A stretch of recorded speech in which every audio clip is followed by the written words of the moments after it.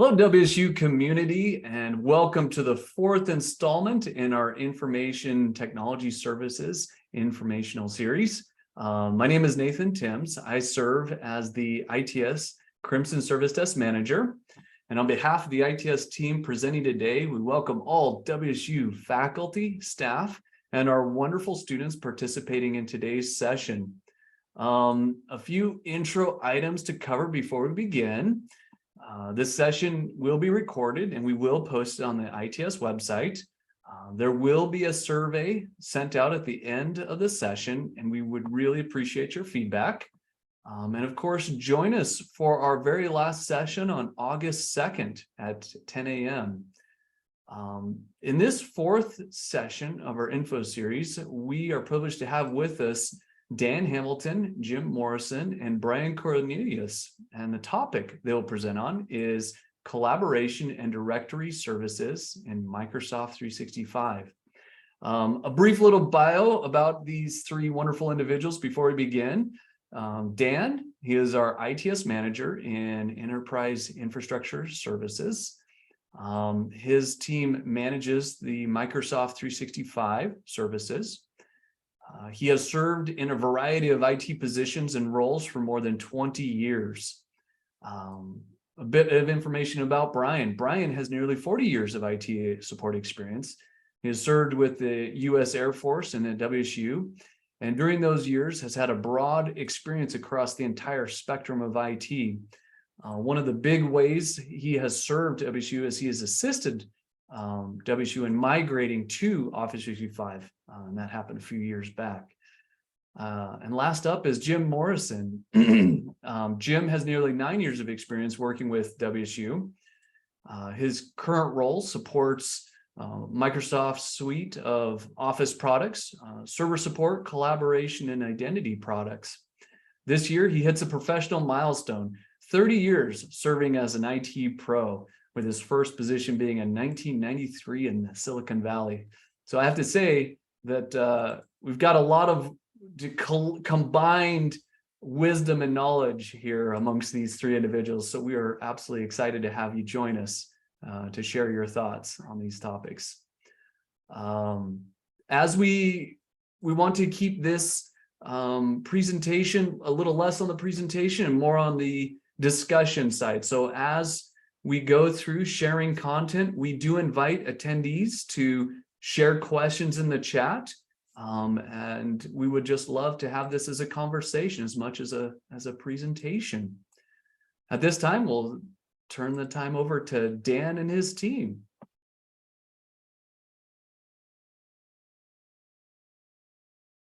Okay. Good morning, everyone.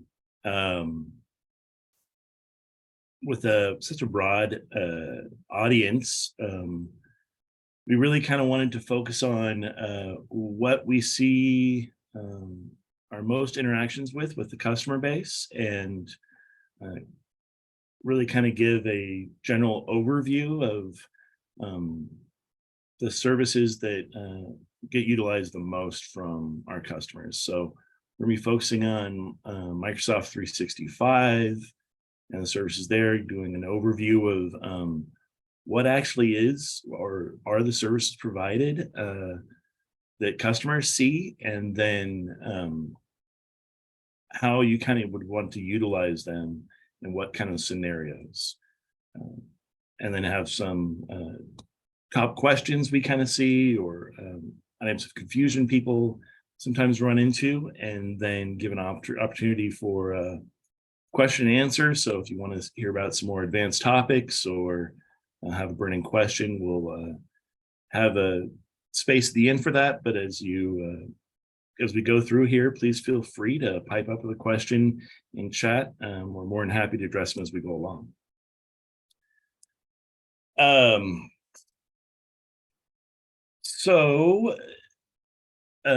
Generally, Microsoft 365 services are available to all employees and students at WSU.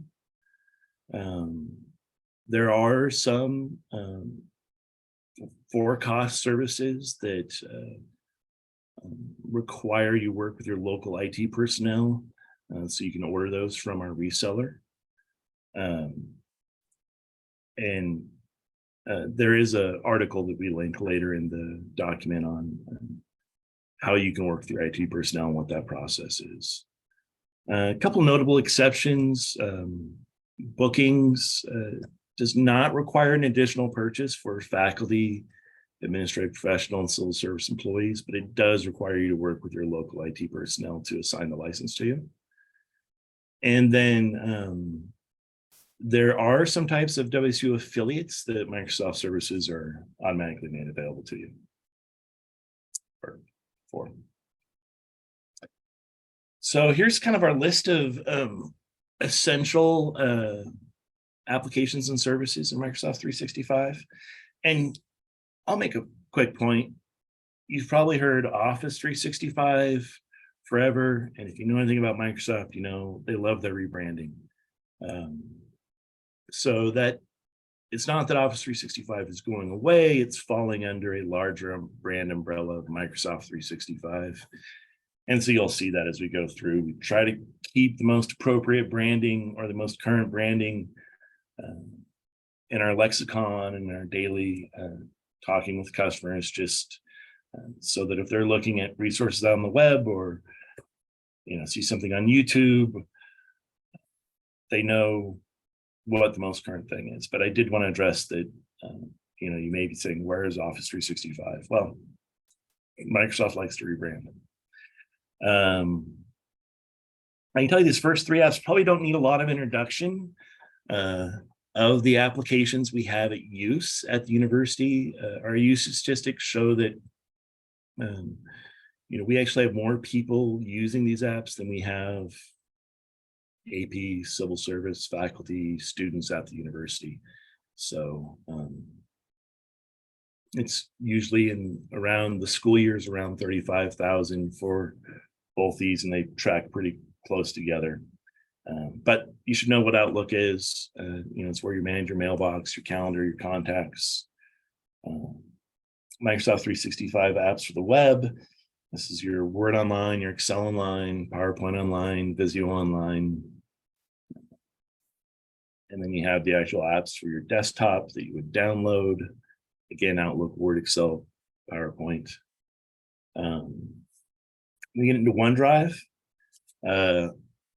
OneDrive, these are store files that you can access from anywhere. It's your personal storage within Microsoft 365. Sync it with your computer. And we see this usage more in line with about the amount of employees, full-time employees there at the university.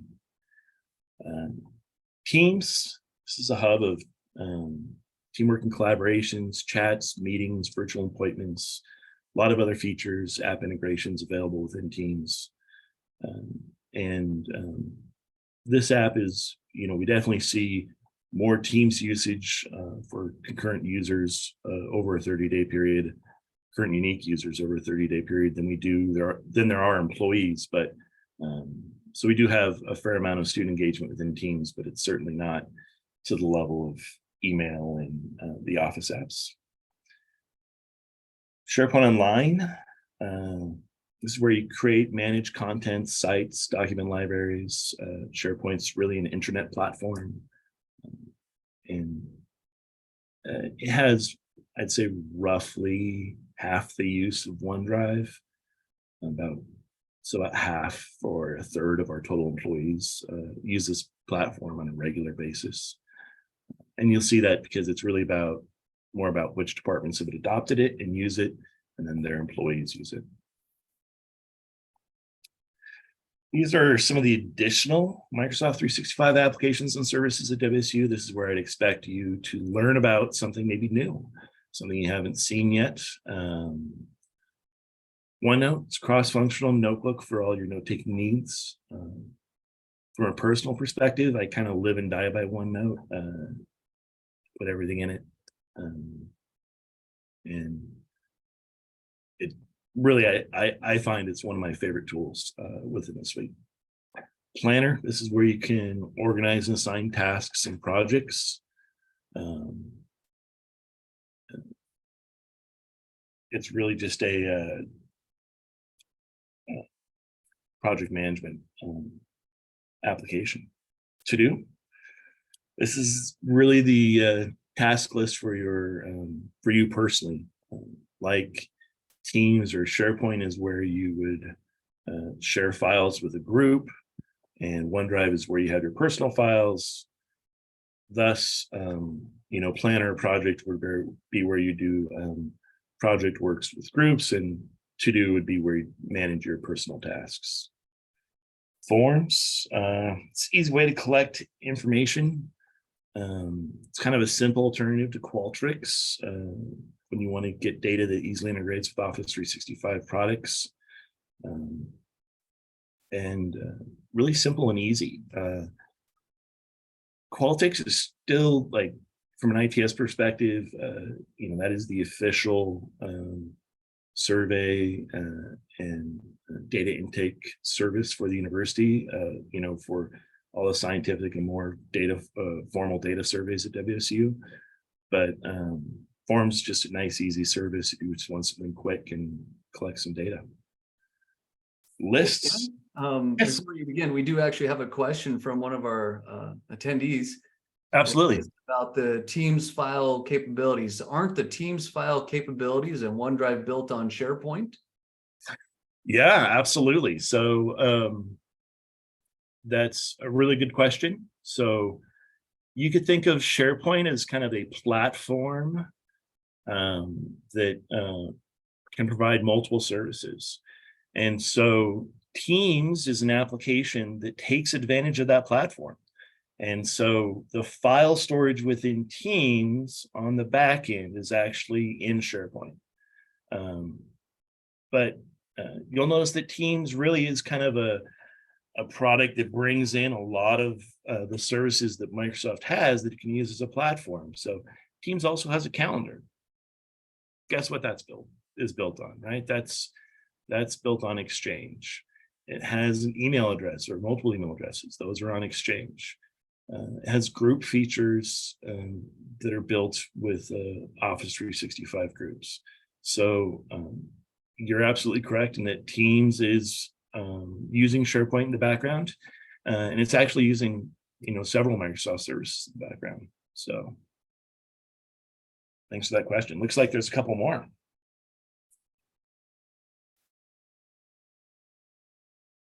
Oh, it's just Jim answering. So List is a fairly new product from Microsoft. Allows you to create, share, and track data inside lists. So it has its own little native web application. You can go and look and manage at your list. And where I see usage from interaction with customers is typically they're using it inside of a team. But yeah, it integrates with other services within Microsoft. So it's kind of similar to like an Asana or Google Tables. Shifts, this is another probably little known service in Office 365. And I'd honestly be interested to see other customers utilize it. For the customers that we have utilized, we've gotten really good feedback from them, but it doesn't seem very many people are using it. But it's a built-in schedule management tool that helps you manage schedules for your team. Bookings is a service in Microsoft 365. And this is how you would schedule or manage appointments inside or outside the organization. This actually has fairly high usage. There's a couple thousand users that are enabled for bookings.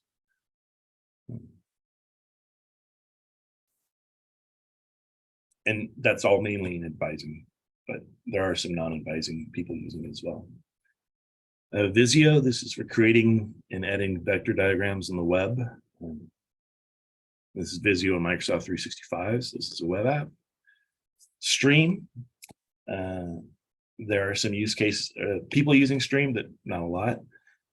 This is where you can create, upload, and share and discover video. Sway is a type of web presentation application. Has some has some video, and it's basically, you can think of it like a PowerPoint, but with a more web page and video centric and flow or loop based media format. There's Power BI Free. This is for reviewing reports and apps, scorecards and dashboards within the Power BI Free environment. And Power BI is a business analytics software. So we do have some usage of Power BI Free, or Power BI rather, and Power BI Free. It's fairly significant, but it's not widespread across the university because the university has a paid for solution for business intelligence and analytics. Whiteboard. This is very self-descriptive. In a whiteboard, it's a virtual whiteboard where you can collaborate on a freeform canvas using pen, touch, or keyboard. You often most see it used within Teams. We'll get to our paid licenses. Visio Professional. So this is where you get the actual download of the application. The application is a lot more feature rich. If you guys have ever used Visio, it's like a lot of the other Office applications. It has a lot of depth and a lot of functionality in it. Power BI Professional, kind of the other side of the Power BI Free, except that you can create and edit, your dashboards, reports, and create workspaces to contain that information. Microsoft Flow, aka Power Automate. This is no-code way to automate tasks within the Microsoft 365 environment. Project Professional. This is for managing your larger scale projects and initiatives, overall portfolio management. A lot of your classical in-depth project management tools come in the service. Teams Premium. This is a new service, and Microsoft recently took out the feature for SMS messaging that was within bookings and added it to Teams Premium. And so we've recently had to adopt this license at the university for people who are using that feature. And I'm talking about literally this month. We actually have an issue with it right now that we're working through. Yeah, that's a new paid license from Microsoft. And there's one that's actually not listed here. I should probably add it. That's the Teams dialing conferencing licensing. It's only used by a few groups around campus. Typically, those are groups that interact with federal agencies that are not allowed to use Zoom as a product. And so they need that additional dial-in functionality. But it's more kind of a corner case, not something we expect everyone to use. So one thing we kind of get questions on is, how and why to use some of these applications. So for something like communication or collaboration, there's a broad spectrum of reasoning, motivations, modalities, and different ways that you can collaborate and communicate. And so sometimes people confuse, well, should I use email for this or Teams for that? Or, why would I want some of these tools when they seem like they somewhat accomplish similar or the same goals? And so we're going to go over a few of those that we get questions about, kind of help understand that. So we talked about Outlook and Teams. Probably most of you are very comfortable with these. Access is slightly different here, right? So Teams is expecting that you're on a browser, you're on the application, you're on a mobile app, whereas Outlook allows mobile browser access. That's one use note. And then just general usage. We all know what email does, what it's good at, what it's not good at. It's great for those more formal messages with a large number of recipients, messages to people that are cold contacts or that might not be inside of our organization. Those are things that Excel's at. Teams, it's great from the chat side, from short and formal messages. You want a quick, immediate response to. Communicating with people you're working with all the time. And then it's good in the actual, if you're actually in a team within a team's environment, for participating in longer term collaboration work and communications around a specific topic. That's, I think, one of the areas it really excels in a communications and collaboration platform. And then again, we have a question about Teams as well. Absolutely.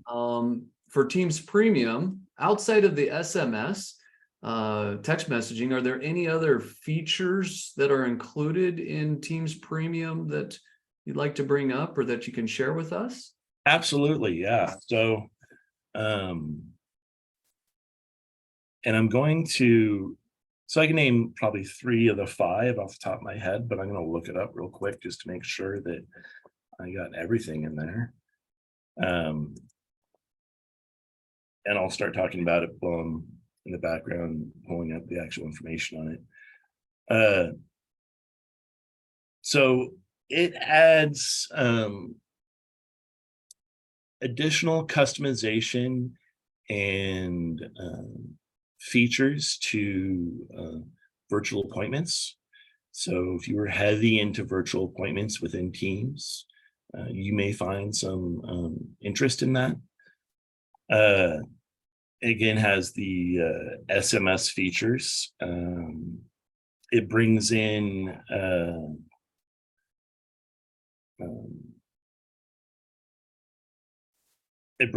some AI components for Teams where it will do a summation of, if you want, it will do a summation of the contents of the meeting, organize documents, email out that summation to the user of the group, kind of like someone was taking notes and collecting all the documents around it. It has some additional features for sensitivity labels and watermarking. And then because of the additional support of sensitivity labels within the meeting, it can enforce some additional security settings there. Has the ability with customization for individual meetings, for individual meeting templates and themes, backgrounds, mode scenes. And then it has some kind of the advanced webinar experience. So you still have the webinar experience within Teams, much like we're on right now. This is an advanced webinar experience. So you can set like terms and conditions to present. You can include bio information for the presenters, a banner logo for the webinar, predefined colors, advanced registration capabilities, registration overview and management. And then the advanced virtual appointments, which is the SMS notifications, custom waiting rooms, a queue of scheduled and on-demand appointments, and then analytics. So it sounds like, Dan, that the Teams Premium really does add a lot more depth and breadth, right? You mentioned about AI analytics and about customizing a lot more of that environment. Specifically around the webinar and the customization pieces around the webinar and the virtual appointment features of Teams. But yeah, absolutely. Wonderful. Thank you, Dan. Yeah. And then previously, just going back a little bit to your list, I think you had mentioned a little bit about Power Apps. One of our attendees wanted maybe a little bit more information shared on the Power Apps. Is it Microsoft Flow, or do we have a Power Apps listed here? Yeah, so I'm assuming, because there's several things under the Power, the Power branding, there's Power Automate, Power BI. I'm assuming they're talking about Microsoft Flow. So it's an automation tool within Microsoft. You can actually do an unbelievable amount of of things with Microsoft Flow. I wish I had more time to personally dig into it and just play. So out of the box, you can do anything that you currently exist and have permissions to. So, sending email from yourself, or, popping up a conversation entry into a team you're a member of. When a document's changed in a SharePoint site collection, firing off an email to someone else and kicking off a workflow or something along those lines. So it's a no-code automation solution. Really don't need to deal with us at all on it, unless you're getting into getting permissions for things outside of what you personally have permission for. If you were to want to purchase a premium connector, so most things within the Microsoft sphere are free, but if you wanted to do connections into Jira or Workday or some other product, external connections, on-premise SQL Server, things like that, that would be a conversation we would need to have. It actually would be a new conversation, so we actually haven't had that request yet. And then if you have a certain budget of compute you have within Flow, so if you were to go over that, then that would be the other case. You'd need to interact with this, but otherwise it's open for you to use and you're free to go.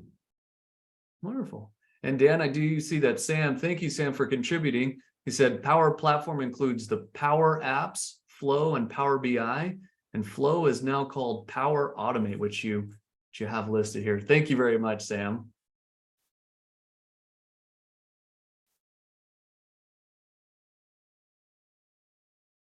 Okay, so I think we left off on talking about right about here. So, and then just a quick table here, what can one do? File sharing, yes, you can do both. Live concurrent editing, no, you can't do that with an Outlook. Scheduling capabilities, you can do it with both. Audio video conferencing within Teams only, screen sharing within Teams only. The other one we get to this, and I get this question on storage quite a bit. When should I use what? And so there's the, what are things good at? But then there's also, from a business, your business process perspective or your own personal use case, what makes sense. But again, as we talked about earlier, OneDrive is your personal content, personal storage. SharePoint, that's your internet site, your group content storage. Teams, again, group content storage.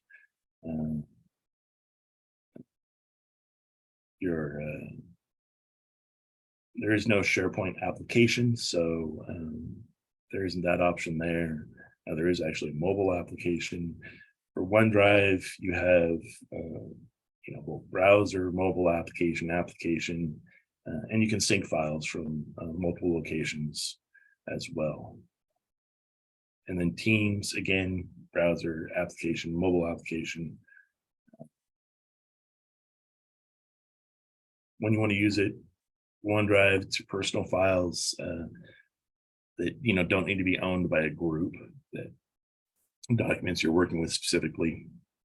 Maybe something that you do want to be owned by a group, but for now you don't want the group ownership. You're just working on an early version of it or getting data together, that kind of thing. Team SharePoint rather. It's when you want to publish internet sites with links to files or collaborating on files, making them available to others. And Teams is all about collaboration. So, you have a team set up for a specific purpose or a group, and this is where you're sharing your files within that group or team, working on them, collaborating with them together. All of them support co-authoring, all of them support external sharing. We do have a restriction on external sharing that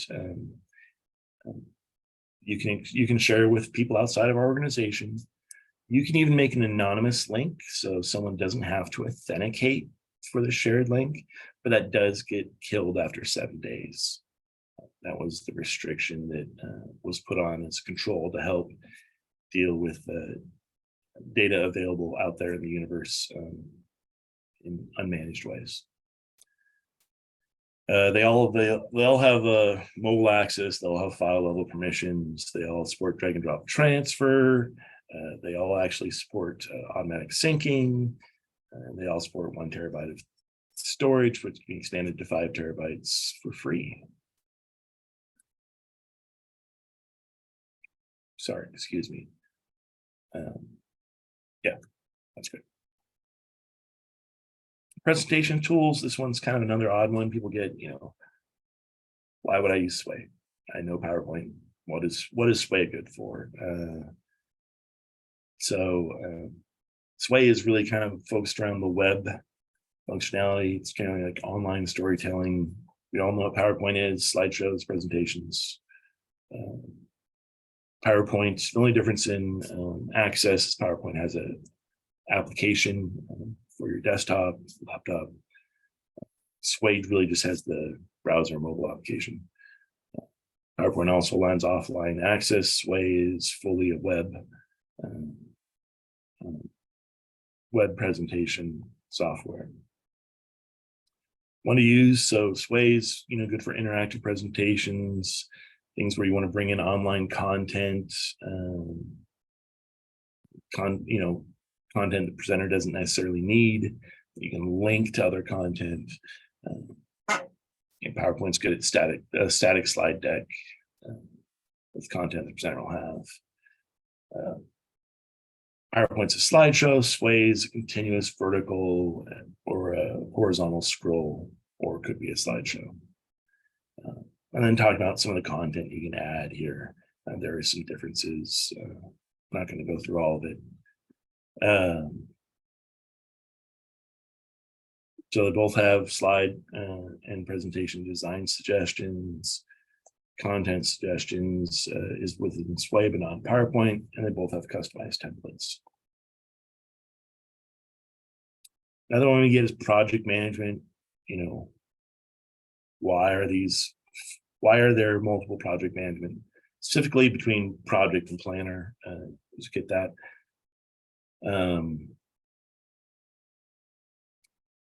Planner is more of your modern web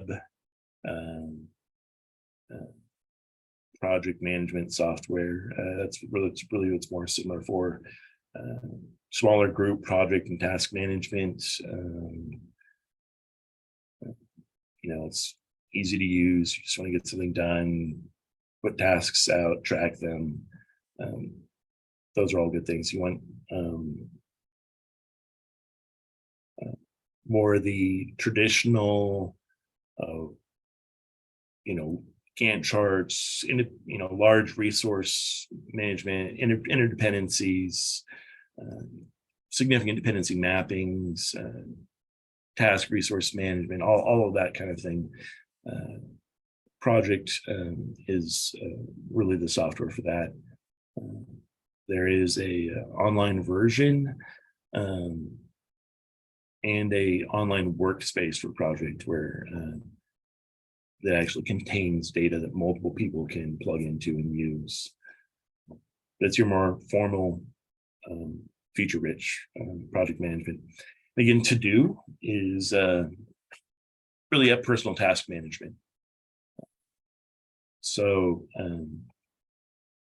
look at some of the, they all have task assignment. To do does not, because it's really for you. Sub-project support, it's only within projects. Custom views and filters they all have. Advanced resources, what I was talking about, planning timelines, Gantt charts, mapping dependencies, all these kind of things. Planner has some, project has that, task does not. I will put a plug for,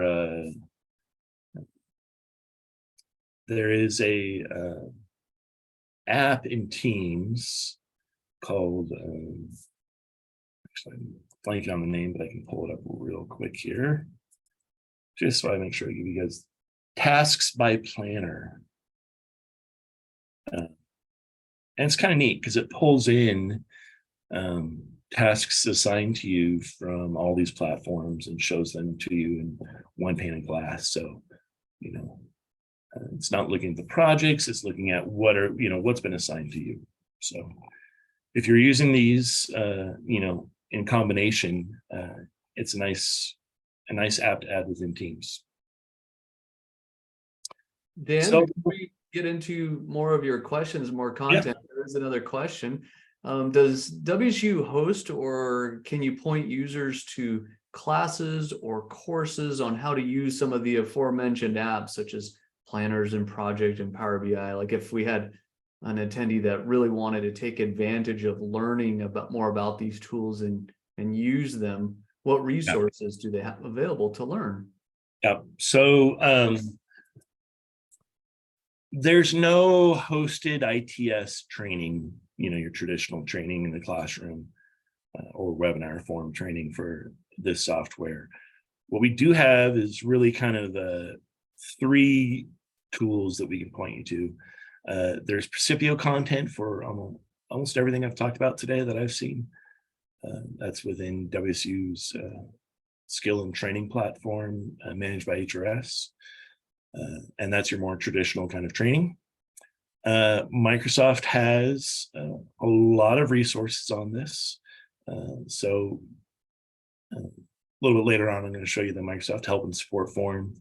So they have videos and how-tos on a lot of these, all these products. And then Microsoft actually has some training courses internally that we are eligible for, and we can connect you with if you're interested. But honestly, I wouldn't expect it to be significantly different from what's available on Precipio. Thank you, Dan. Yeah. Okay, so I put together some frequently asked questions.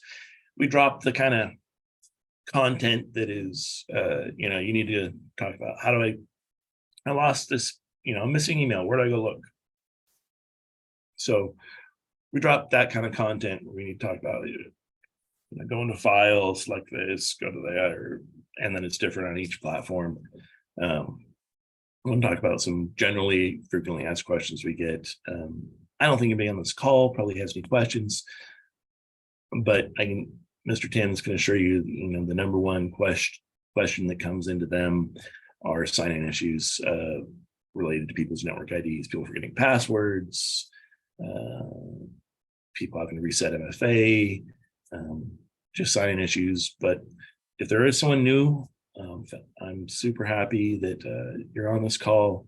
You can go to office.com, you sign in with the WSU network ID, provide MFA, and you'll get your apps listed there, your apps and services listed there. We do hear concerns and questions about MFA for Office 365 or Microsoft 365. And so, yes, it's required for all of Microsoft's 365 services and applications.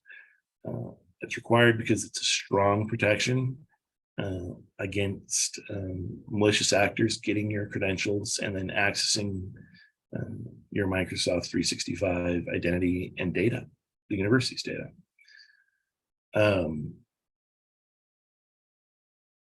Around MFA and Office 365 and login, one of the most common questions that people have, or that misconceptions people have, is that, I just signed in. Why do I have to sign into this again? Or I signed into Office 365 and now I'm in Jira and Jira's making me sign in again, or Recipio is making me sign in again. So there is single sign-on, but it's good to talk about the limitations behind single sign-on and then the other conditions that can cause people to have to authenticate again.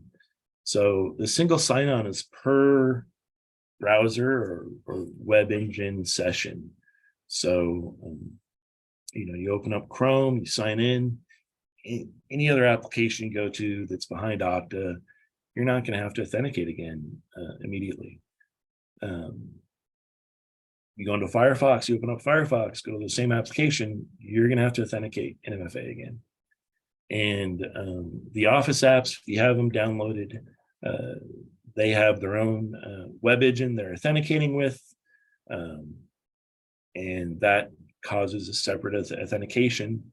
It is on Microsoft's roadmap to change that web engine over to an Edge web engine so that your Edge web session is shared with that. So your session tokens share across that. That will be nice. Still not going to change if you're using Chrome or Firefox of not having to authenticate again.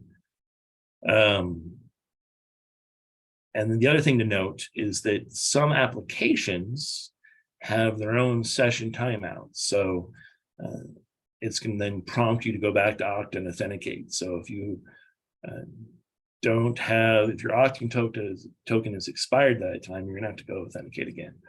Or if you're closed out your browser and your session's ended, and then you come back in and you may have to authenticate again in those type of scenarios. So what is the Microsoft 365 web portal and why would I use it? So this is just what you get when you go to office.com. And first off, it pops up all the recent documents you're working on and recent interactions. So it's kind of a nice landing page, and that it shows what you've recently been working on. But if you click on the apps on the side, it also shows all the apps that are available to you, either integrated in within Microsoft 365 or native Microsoft 365 apps. So there's a bit of discovery there. Let's say today you're watching this presentation, you didn't know about List before. Well, you would have seen it if you had gone to the apps portion of the portal. And why are there some applications in the web portal that aren't installed on my computer? We get this occasionally confusion. People have Outlook installed, they have Teams installed, they have OneDrive installed, and then they go to an application like Bookings or Lists or something, and like, well, where's the Bookings app? I want to download it on my computer, and these are web-only applications. So we get questions about, can you install it on your personally owned device? And yes, so you can install the desktop and mobile versions of the Microsoft 365 apps on up to 5 devices. However, you should note that if you have W2 confidential data or regulated data you're working with, you shouldn't be downloading or using that on those personally owned devices.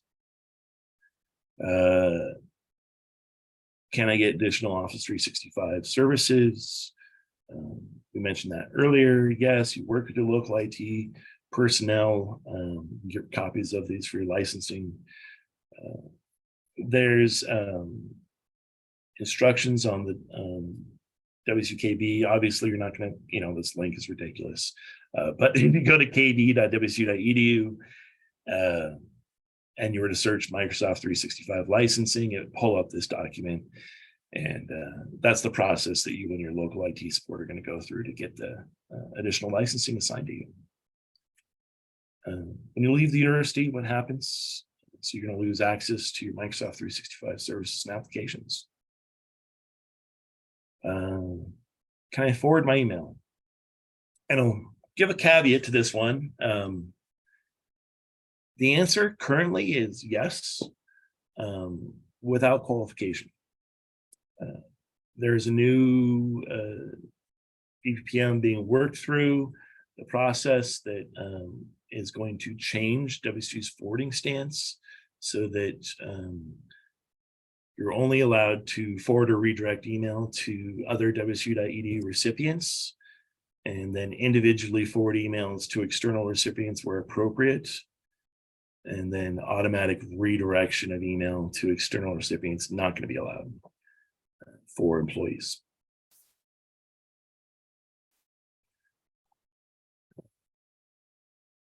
And there's a lot of text, but it's anytime we can take an opportunity to talk about phishing and credential compromise, credential hygiene. We want to take it. We get very few people fall for spam and phishing, but we have a lot of users, and those very few people then help propagate the next wave of internal phishing that you might see. And it has helped a lot since we've added MFA, but then people fish MFA credentials as well. And that's how you get that propagating. But you want to talk about phish campaigns against WSU, universities are high targets for phishing. They use high pressure techniques or time sensitive pressure techniques. They'll use positions of authority to try and get you to respond or click on these phishing emails. If it's spear phishing, they may even provide personal information about your department or group that they leaned off of the web. Or if they've, previously compromised another account and, information from that account. They'll often give reasons or justifications why they can't respond to you. What they're trying to get you to do is they're trying to get you to give them money in some form or some form of currency that they can then steal. They're trying to get your personal information so they can then go use your credit, or they're trying to get your credentials so they can then go use your credentials to either further compromise WSU or go compromise other institutions or to go spend spam and phishing to other places.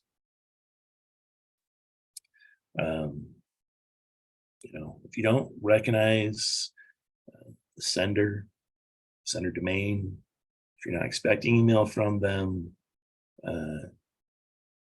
if they're asking you to click on links, provide data, you shouldn't be able to stay curious or stay cautious. You can always check with a person and give them a quick message over Teams or a quick text message if you know them, or call.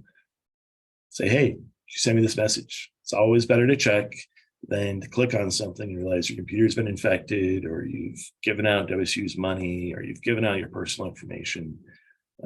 That is a lot harder to clean up and deal with. I see some IT people on this call, so I know they've had to help deal with that. We get this a fair amount from our IT personnel or customers using these kind of accounts. They want to log in directly to these managed accounts to a shared mailbox or room mailbox or equipment mailbox. And they want to use the Microsoft 365 products with them. So, Teams or OneDrive. So the answer is that no, these are not licensed Microsoft. They're disabled, so you can't log in directly to these managed accounts. And shared accounts that you can log into directly are not allowed by WSU policy. So any form of that would need to be through an exception to WSU policy. So additional information, kb.wsu.edu. And then support.microsoft.com and Microsoft 365. You just Google Microsoft 365 help and learning. This page comes right up, and it gives, there's a bevy of information out there, more than any one person would ever want to go through. But it's fairly well organized, fairly easy to drill down into what you want. You start off with the product, and then that takes you into a support page for that product. And there's a lot of self-help there, a lot of information to mine. I'd encourage you to go there for your first questions, and then reach out to us if you can't find what you need. Any additional questions? Yeah, Dan. We do have a few comments and questions from attendees that I'll present to you and Jim and Brian. One of them, excuse me, you had mentioned earlier about at time of separation of WSU, that's like an end to access email and that sort of thing. Can you expand on that just a little bit about timelines is what there's curiosity about? Yeah. So I will be fully frank with everyone here, right? So we had a lot of disruption to our identity team, which the licensing and provisioning occurred in at that time. And our original roadmap really was fully derailed on licensing and provisioning for Office 365. And it was derailed for quite a while. We've recently transitioned over the licensing responsibilities. And so we will have a large deprovisioning event coming up this year. And that deprovisioning event, when that occurs, then automatic deprovisioning will occur with that. And so it will occur when the system sees that you've separated from the university. I know there's previously been talked about some wiggle room there as far as timelines for additional time after you separate where you don't lose your services immediately. That was on the prior roadmap that was abandoned, and so that was not it's not on the current plan for deprovisioning. And when there is a separation, Dan, is the data just gone? Is it wiped clean from Microsoft servers and that sort of thing? Thinking of the OneDrive data and the Exchange data, are those all gone at the time of separation as well? So when you lose your services, technically the data is going to stick around for 30 days for us to, for you to notice, tell us, let's say for some reason it's a mistake on our end, or it's a mistake in HRS or in student affairs with your enrollment status. There's a 30-day window where the data is still there, and we can go back and relicense you and provision you and get you the data back. After that, the data's gone unless it's been put on a hold of some kind. Okay. And you mentioned this was going to occur this year, the calendar year, or? Yes, this calendar year, sorry. Okay, so we'll come up with timelines and communication aplenty before. Yeah. Okay, wonderful. Another attendee had asked about deprovisioning going to be for students as well as staff and faculty, or is this specific to just staff and faculty? Students as well. Okay, so as soon as students are no longer students, they will immediately lose that access and then have a 30-day window to give us a shout out. Yes. Okay. Wonderful.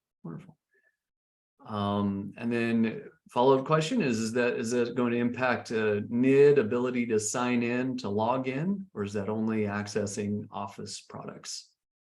So when I'm talking about for deprovisioning, I'm talking about within the Microsoft 365 services only.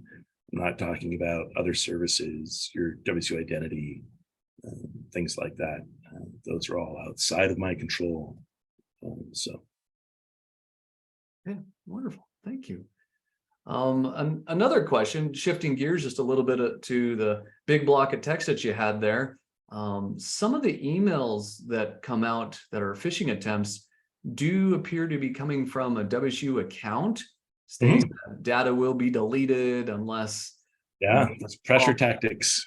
Yeah, can you clarify a little bit for our attendees about that phishing attempt and maybe what we're supposed to do? What are we supposed to look for here? What is our best practice or best guard against these things? Yeah, so